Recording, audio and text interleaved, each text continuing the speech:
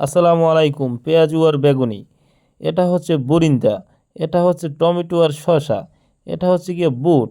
এখন যেটা দেখাবো, যেটা আমার না হলেই নয়, চিড়া এবং মুড়ি ভেজানো, এটা হচ্ছে শরবত, এটা হচ্ছে নবীর সুন্নতি খাবার খেজুর।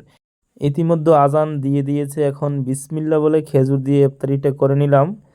তারপর ঠান্ডা পানি দিয়ে তোকমার সাথে মিশ্রণ করে যে শরবতটা তৈরি করা হয়েছে, ওটা পান করবেন ইনশাল্লাহ। আলহামদুলিল্লাহ।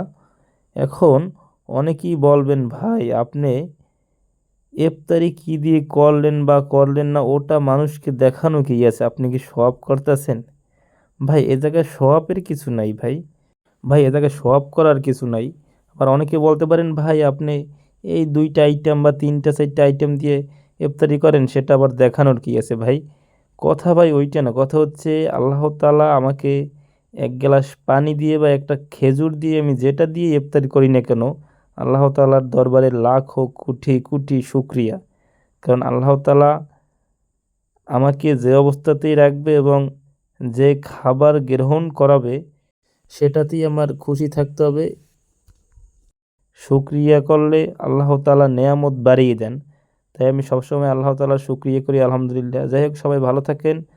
আসসালামু আলাইকুম। পরবর্তী ভিডিওতে দেখা হবে।